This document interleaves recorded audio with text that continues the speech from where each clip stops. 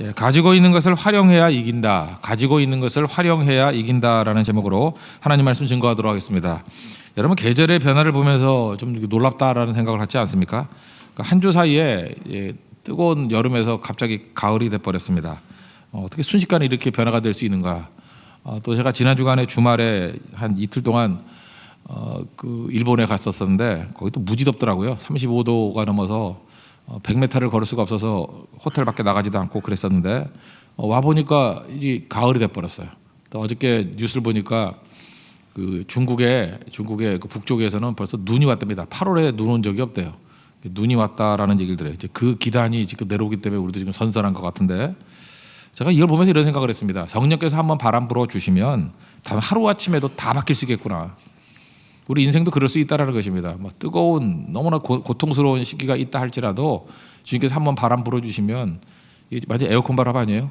시원한 에어컨 바람. 오늘 다 18도던데 정확하게 에어컨 바람에서 제일 센 거. 그런 바람으로 주님께서 만들어 주신다는 것입니다. 여러분 인생 가운데도 하나님께 주시는 이러한 변화가 있기를 바랍니다. 승리의 비결, 승리의 제일 요인이 뭐겠습니까? 그건 하나님입니다. 하나님이 승리의 요인이라는 것입니다. 어제도 살폈죠. 그 다곤신이 있는 곳에 언약궤를 이제 가져놨더니 이스라엘은 졌습니다. 아무도 그걸 뺏어올 사람도 없고 패배의 상징이었어요. 뺏긴 거 전리품이니까. 근데 하나님께서 홀로 가셔서 승리하셨다. 이게 사무엘상 5장의 스토리 아닙니까? 인간의 실패가 끝이 아니라는 거예요.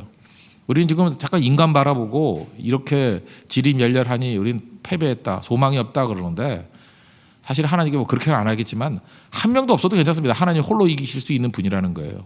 그러므로 소수라 할지라도 하나님만 의지하면 이긴다라는 거 잊지 말고 승리의 요인은 하나님이다. 이걸 붙들기 바랍니다. 우리 본성이란 얘기를 하죠. 하나님의 본성, 본질은 승리입니다. 겉으로 볼 때 마귀는 세 보이죠. 그러나 마귀의 본성과 본질은 패배입니다. 그래서 하나님은 이렇게 약한 가운데 임하는 것 같이 보이지만 하나님이 함께하면 본성상 이기는 거예요. 그리고 마귀는 아무리 강해 보인다 할지라도 마귀의 본성상 이거는 패망하게 될 수밖에 없다는 것입니다.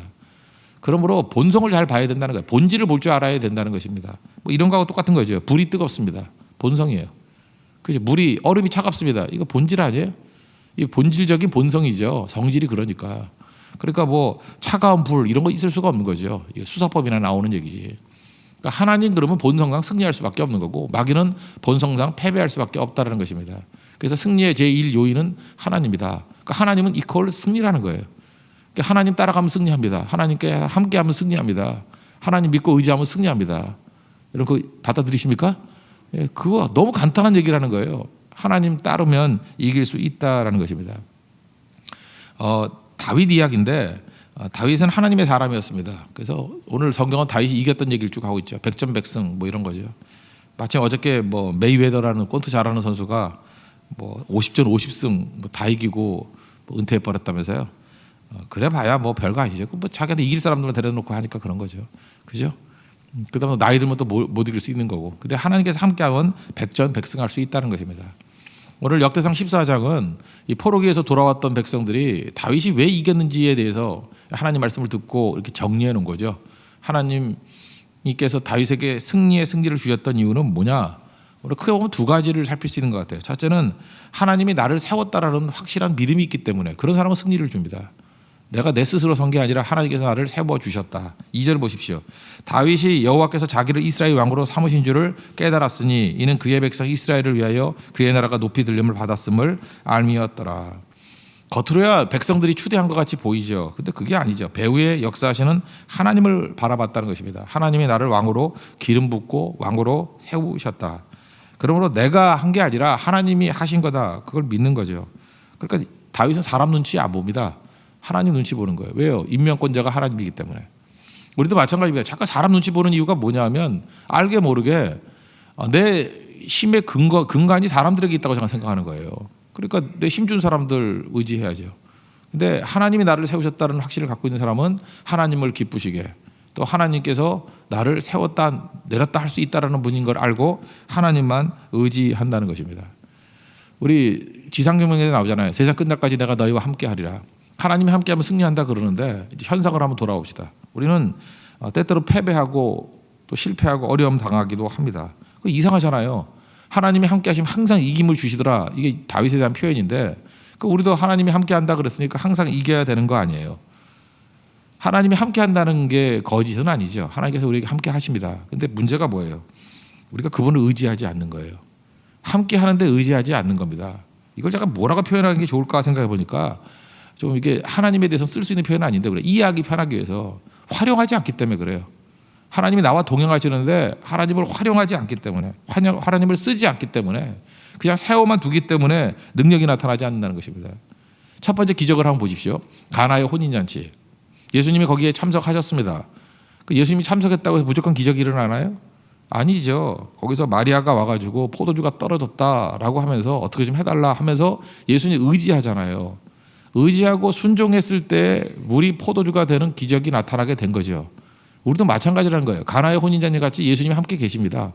근데 포도주가 떨어졌다라고 널브러져서 넋두리만 하고 있으면 아무 일도 안 벌어진다라는 거예요. 그러니까 예수님 의지할 때 기적의 역사가 나타나기 시작한다는 것입니다. 풍랑이 불었습니다. 예수님께서 배 타고 계셨죠. 뭐 잘하는 얘기 아니에요? 마태복음 14장에 나오고 뭐 복음서에 다 나오잖아요. 근데 풍랑 가운데 있던 제자들 막 굉장히 걱정하고 자기들이 풍랑을 이기려고 막 난리를 쳤습니다. 근데 예수님은 주무시고 계시잖아요. 그때 예수님 우리가 죽게 된 것을 돌아보지 아니하십니까? 하면서 예수님 깨웠더니 뭐 믿음이 없는 자들아 이렇게 몇 마디 욕 먹고 그죠? 그다음에 풍랑을 잔잔하게 하셨잖아요. 그때 성경에는 없지만 예수님께서 이렇게 말씀하지 않겠어요? 왜 이제 깨웠니? 자기들 할 짓 다 하고 난 다음에 안 되니까 예수님 깨운 거 아니에요. 그러니까 언제 기적이 나타나? 예수님 의지할 때부터 기적이 나타난다고요. 예수님이 탄 배에도 풍랑이 있다. 그 정도가 아니라 예수님이 탄 배에 백성들이 의지하지 않으면 풍랑은 계속되는 거고 예수님 의지할 때 풍랑이 잠잠해지더라는 거죠. 한번 상상을 해보세요. 어떤 축구팀이 있는데 제가 뭐 어떤 감독이 그런 감독도 있는 것 같아요. 뭐 좀 극단적인 예를 든다 그러면 메시가 있어요. 우리 팀에 메시가 있는데 출전을 안 시키는 거예요. 맨날 그 벤치 멤버로만 놔두는 거예요. 그러면 그 메시같이 축구 잘하는 선수가 그 팀의 힘이 됩니까 안 됩니까? 안 되죠. 전혀 안 되는 거예요. 그 아스날의 어떤 감독이 제가 볼 땐 그래요. 제가 축구는 문이 아니지만 저 선수 이렇게 쓰면 될 것 같은데 저도 엉터리니까 말은 안 할게요. 이렇게 쓰면 잘 될 것 같은데 그 감독은 이상해요. 벵거 감독은 이상해요. 내가 볼 때 안 되는 친구들만 써가지고 어저께 4대0으로 지더라고. 제가 좀 속이 상했었는데 그 똑같은 거라고요. 전력이라는 거는요. 어떤 선수를 가지고 있느냐 어떤 힘을 가지고 있느냐가 중요한 게 아니고 어떻게 활용하느냐가 중요한 거잖아요. 다 가지고 있는데 활용을 안 해요. 그 뭐 이상한 사람도 많잖아요, 그죠? 뭐 중국어 아주 잘하면서 중국 성경 절대 안 가요. 대만 성경 절대 안 가. 뭐 말레이시아 성경 가가지고 헤매고 맨날 그런 사람 많잖아요, 그죠? 그러니까 자기가 가지고 있는 능력을 활용할 수 있는 데 가서 해야죠. 음악적인 소질이 있는 사람이 노래 부를 때 안 나서요. 영어를 잘하는 사람이 영어 쓸 때 안 나서요. 그럼 뭐야? 하나만 하죠, 그거. 그러니까 활용할 줄 알아야 된다는 것입니다. 철저히 하나님을 의지하고 하나님의 능력을 활용할 줄 알 때 그때 강력한 힘이 있다라는 것입니다. 우리 여러분 하나님께서 함께 하시면 믿습니까? 그럼 하나님 철저히 의지해야죠. 그럼 그때부터 능력이 나타나기 시작한다는 것입니다. 우리가 하나님을 의지하고 하나님 말씀을 순종한다. 그 얘기는 무슨 얘기죠? 순종은 누가 하는 거죠? 종이 주인에게 하는 거예요.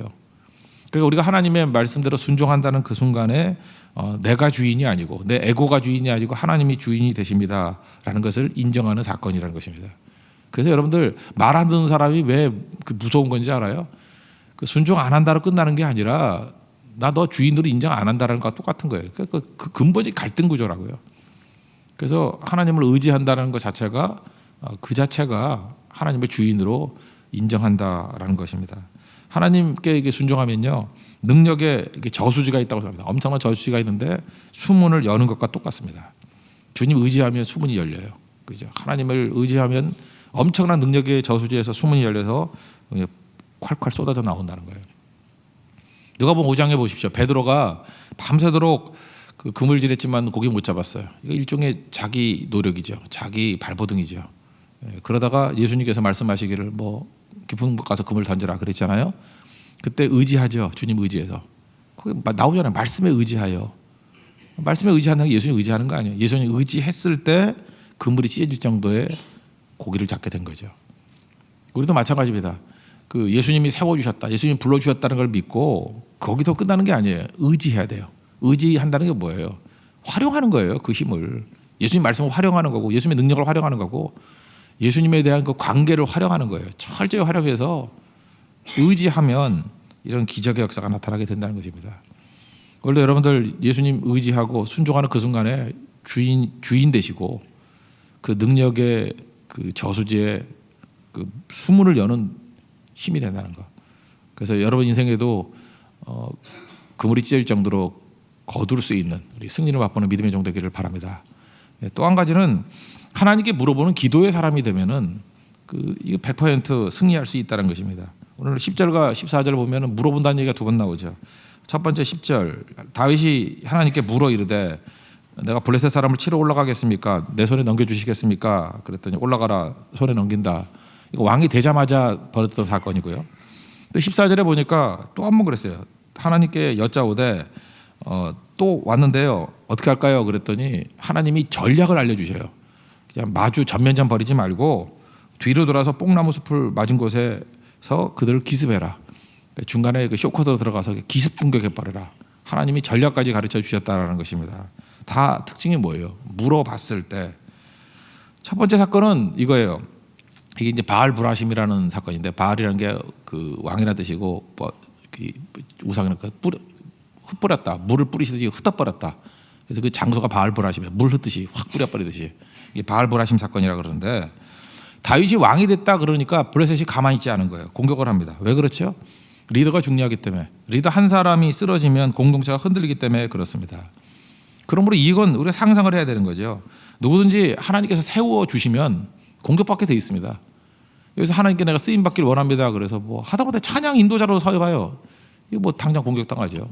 그죠? 뭐 눈에 보이니까 뭐 하다못해 한마디를 하잖아요. 왜 저렇게 기분 나쁘게 생겼어? 뭐 새벽마다 저거 뭐 저렇게 입고 나온 거야? 뭐 별들 다 알 거 아니에요, 그죠? 그러니까 세워진다는 사실 자체에서 우리 믿는 사람들조차도 마귀가 틈타가지고 자꾸 공격을 한다니까요. 그래서 마귀는 공격하지만 우리는 승리한다. 잊지 마십시오. 그래서 공격을 두려워하지 말고 하나님 앞에 든든히 서 있으면 된다는 거예요.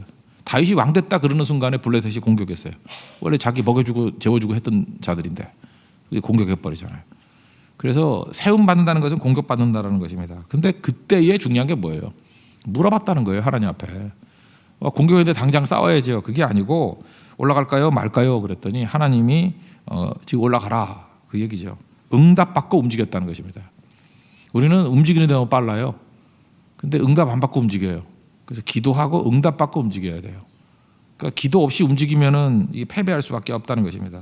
그래서 응답받고 움직이십시오. 그 다음에 잠깐 머리가 나쁘다 그러는데 어떻게 이런 전략을 어떻게 짜죠? 또 하나 두 번째 공격할 땐 뭐예요? 이게 나중에 시간이 좀 지나고 난 다음에 골짜기 또 공격을 했거든요. 안정이 되니까 시간적으로는 좀 터울이 있습니다. 그런데 그때 공격했을 때 내용이 또 엎드려 기도했더니 하나님께서 전략을 가르쳐 주셔요. 기습 공격하라. 우린 그러죠. 하나님 왜 나한테는 이렇게 구체적으로 전략을 안 가르쳐 주십니까? 언제 물어봤어요? 주님께서 물어보면요 전략도 가르쳐 주셔요. 물어보면 이게 두리뭉실 기도하면은 주님께서 두리뭉실 응답해 주시고 잠깐 기도가 구체적이 되죠. 이렇게 세부적으로 물어보면은 하나님께서 세부적인 전략도 알려 주신다는 것입니다. 그러니까 리더의 제일 큰 준비는 뭐냐면 기도예요. 사실은 뭐 기도는 시작이고 기도는 중간 과정이고 기도는 마지막 승리에 힘이 된다라는 것입니다. 그러면 이기는 거죠. 여기 내용이 뭐였어요? 뽕나무 꼭대기에서 걷는 소리가 된다. 뽕나무 꼭대기 나무 위에서 걷는 소리가 들린다. 뭐 여러 가지 해석이 있는데 하늘에서 군대가 움직이는 소리가 들린다. 뭐 이렇게 해석하는 것도 좋은 것 같아요, 그죠? 하나님께서 그 나무 위에서 하늘에서 무슨 소리가 난대요. 그럼 그때 가래요, 그때. 맨날 소리 나는 거 아니에요. 뭐 뽕나무 밑에서 맨날 앉아가지고 소리 나는 거 기다리면 안 되고 하나님이 말씀하시니까 이럴 때 그때 가라는 거예요. 그때. 그러니까 이게 순종이죠. 철저한 순종. 그러니까 기도보다 앞서지 않는 인생을 사십시오. 기도보다 잠깐 앞서간다고 싶으면은 제가 좀 기다리라 그러잖아요. 뭐 그렇게 급해서 그러냐. 그러니까 기도 충분히 해야 돼요. 그러면 응답받고 움직이면 되는 거고요. 또 하나 응답 정도가 아니라 전략까지도 가르쳐 주셔요. 이렇게 하면 된다라는 거. 그리고 기도하면 하나님의 타이밍으로 시간이 맞게 돼 있다라는 것입니다. 기도에서 움직이는 사람들 그러면 뭐 옛날엔 조지 밀러 얘기 많이 했는데 뭐 우리 현 시대 인물 하나 김아중 장로님 있죠. 하나님의 대사 1, 2 쓰셨던 분. 그거 다시 한번 읽어보세요. 꼭 읽어보면요, 뭐 성경 이야기 같아요. 저도 뭐 여러 번 만나뵌 적이 있는데 굉장히 기도 많이 하시는 분이에요. 공직자로 있는 분이 기도 이렇게 많이 한 분이 없죠. 그리고 구체적인 응답이에요. 뭐 하다 기도하면 응답받았다. 책이 한 권 다 될 정도로. 근데 이런 거잖아요. 궁금하죠. 왜 장로님한테만 그렇게 기도 응답이 많고 왜 우리는 기도 응답이 없습니까? 그랬더니 이분의 얘기가 이거예요. 기도의 응답이라는 건 뭐냐 하면 장애가 없기 위해서는 불이익이 있더라도 순종하는 것, 위험이 있더라도 순종의 발걸음을 내딛는 것, 그게 핵심이에요. 그러니까 우리하고 차이점이 이거예요. 기도까지는 뭐 비슷하게 하는 것 같아요. 근데 순종까지 안 가는 이유가 순종까지 안 가니까 기적이 안 나타나죠. 삶의 열매가 안 나타나는데 우리는 불이익이 있으면 안 가요. 위험하면 안 가요. 그러니까 뒤집어 얘기하면 이익이 있는 곳만 움직여요. 그게 무슨 기도예요? 내가 듣고 싶은 것만 듣는 거죠. 우리 자매들 가운데도 이상한 자매들 되게 많아요. 맨날 기도 응답을 받았대. 저 형제하고 기도 응답을 받았대. 다 매력 있는 형제들만 이렇게 응답을 받았대. 그리고 아닌 사람이 프로포즈하고 막 신경질을 팍팍 내면서 막 근데 그 형제도 응답 받았다 그러는데 하나님 왜 난 무슨 그런 응답이 어디 있어? 그러고 그게 다 엉터리인 거 아시죠? 제발 하나님 들먹이면서 그런 짓 하지 말아요. 그냥 내가 좋다. 그게 정직한 거예요. 하나님 도와주세요. 그럼 뭐 도와줄 수도 있고 안 도와줄 수도 있게 그런 거지. 그러니까 하나님 이런 들먹이면서 말투도 그렇게 하면 안 되죠. 뭐 주님이 말씀하셨어. 뭐 내게 말씀하시기를. 이게 목사들도 설교할 때 그런 식으로 얘기하는 사람도 있어요. 받은 거라고 그럴 수 있지만 말투 그렇게 하는 건 그건 올바른 거 아니에요. 하나님의 뜻은 하나님의 뜻이고 내가 원하는 것은 원하는 것이고 그것이 내 뜻이 하나님 앞에 굴복되어가는 과정들 아니겠습니까? 근데 김한진 장로님의 이 특징은 그거예요. 분명히 내용들을 보면 불이익이 있더라도 순종하거든요. 위험이 있더라도 가거든요. 철저히 의지하는 거예요. 뭐 하나 예를 든다 그러면 샘플로 예를 든다면 공직에서 물러나고 난 다음에 뭐 장관까지도 하시고 뭐 그랬던 걸로 알고 그죠? 뭐 내용을 잘 모르겠는데 공직 물러나면서 제일 먼저 했던 일이 뭐냐면 자기 전화에 평생 관계를 맺었던 4,000개의 전화번호가 있더래요. 뭐 그럴 수 있겠죠. 저도 모르게 대충 보면 뭐 몇천 개 되니까 4,000개 중요한 전화번호가 있더래요. 이건 사실은 언제든지 연락하면은 도움 얻을 수도 있고 또 거기 구체적으로 나오더라고요. 자기 자녀가 결혼할 때 한 번만 연락해 주면 와가지고 축하해 줄 수 있는 사람들이래요. 뭐 축의금도 갖다 주고 그럴 수 있는 사람이겠죠. 공직에서 물러나는 그날 다 지워버렸대요. 그리고 정관예우라 그러지 않습니까? 뭐 있다 보면은 뭐 높은 곳에 뭐 필요가 있어서 이렇게 불러도 가고 뭐 별로 일도 안 하면서도 월급 많이 주고 그런 거 있잖아요. 그거 다 거절했대요. 이게 불이익이죠. 어쩌면 되게 위험한 거죠. 그리고 자기 평생의 삶을 하나님 의지하는 거예요. 그러니까 이게 끝나고 난 다음에 이런 게 아니라 평생 이런 방식으로 살았다라는 거예요. 계속. 그러니 하나님이 안 도와줄 리가 없죠. 이게 하나님 의지하는 믿음의 삶이에요. 믿음의 삶. 그래서 이기는 거죠. 근데 우리는 이게 안 되잖아요. 그 전화번호 이거 4,000개 지웠다가 아니라 지워지면 또 용산 가서 복원해달라고 난리 부리고 그죠? 어쩌냐 이거 내 생명인데 난 말도 그렇게 하는 사람 봤어요. 전화번호 몇백 개 없어졌다고 내 생명이래. 하나님의 생명인데 이렇게 얘기했거든요. 그게 왜 네 생명이야? 그랬더니 막 신경질 팍 내면서 목사님 집 근데가 불난 집에 뭐 부채질 하냐고 막 그러면서 화를 내던데 나 사실 바른 얘기한 건데 맞지 않아요? 왜 전화번호 500개가 생명이에요? 하나님의 생명이지. 어떨 때는요 우리가 하나님 말고 의지하는 모든 것들을 이렇게 거두어갈 때도 있다라는 것입니다. 여기 특별히 15절 다시 한번 보시면 하나님 일하시는 방식이 나오죠. 뽕나무 꼭대기에 소리가 들리거든 걷는 소리가 들린다. 그러면 그 다음 뭐예요? 곧 나가 싸우라죠. 하나님께서 이렇게 말씀 주시면 곧 순종하라는 거예요. 그러면 너보다 하나님이 앞서 나가서 블레셋 사람들을 치리라. 이건 뭐예요? 우리가 하나님 앞에서 절대적인 순종을 하면 하나님 우리 앞서서 일하시는 분이에요. 하나님께서 앞서 일하시는 것이 보인다는 거예요. 우리가 순종을 안 하니까 하나님이 일하시는 게 안 보여요. 언제 보여요? 순종할 때 보이는 거예요. 언제 하나님 일하시기 보여요? 계속 일하고 계셨는데 우리는 못 본 거예요. 근데 선교 현장에 가가지고 이렇게 순종하니까 막 그때 보이는 거죠. 선교 현장에서만 하나님이 일하시는 게 아니에요. 이전까지는 맹인으로 살았다가 그때 보인 거예요. 순종하니까 보이는 거예요. 그럼 여기서도 뭐 말할 것도 없죠. 우리 매일매일의 삶에서 순종하면 막 보이는 거죠. 순종하면 보이는 겁니다. 안 보이는 이유가 뭐냐? 순종 안 하니까. 불이익이 있으면 순종 안 하고 위험하면 순종 안 하고 그리고 뭐야 내가 원하는 것만 하는 거죠. 그게 무슨 믿음이에요. 그러니까 아무것도 아니라는 거죠.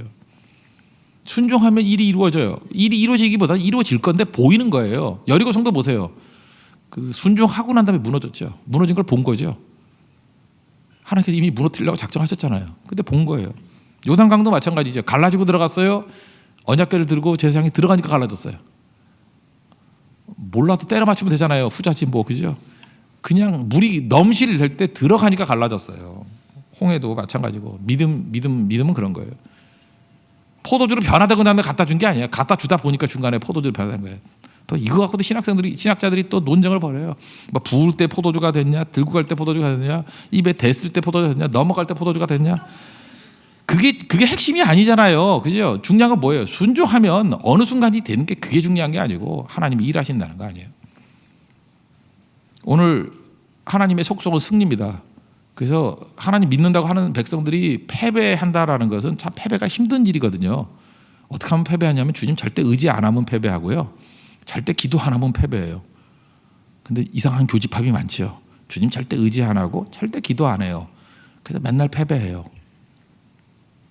마귀는 될 것 같이 보여요. 그래서 마귀 따라가요. 근데 마귀는 속성상, 본성상 패배해요. 근데 하나님은 어떤 모습으로 나오냐면 어린아이의 모습, 약한 모습으로 나타나요. 하나님이 함께하는 자는 완전 약자에게 함께하는 것 같이 보여요.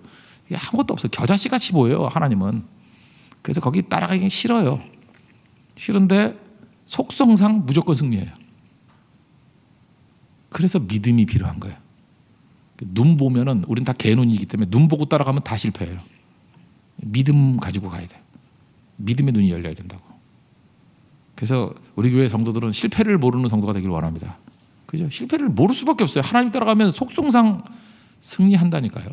주님 철저히 의지하고 나를 세웠다는 의식 가지고 하나님 함께하면 승리한다는 것을 가지고 의지한다는 말을 또 하다면 활용하십시오. 하나님, 주님이 축구라 그러면 메시예요. 메시를 왜 벤치에 놔두냐고. 메시 뛰게 만들면 다 승리하는 거죠. 그죠? 하나님이 일하시는 교회, 일하시는 성도가 되면 승리하는 거고, 그리고 또 기도하면 된다고. 기도하면 하나님이 뭐 응답 정도가 아니라 전략까지도 다 주신다는 거예요. 왜 구체적인 기도 응답이 없어요? 구체적으로 물어봤어요? 하나님은 물어보면 다 알려주시는 분이에요. 그러니까 구체적으로 물어보면 전략까지도 알려주시는 분이라는 거. 그런 승리를 맛볼 수 있는 믿음의 종 되기를 바랍니다. 자리에서 일어나겠습니다. 542장 찬송하겠습니다.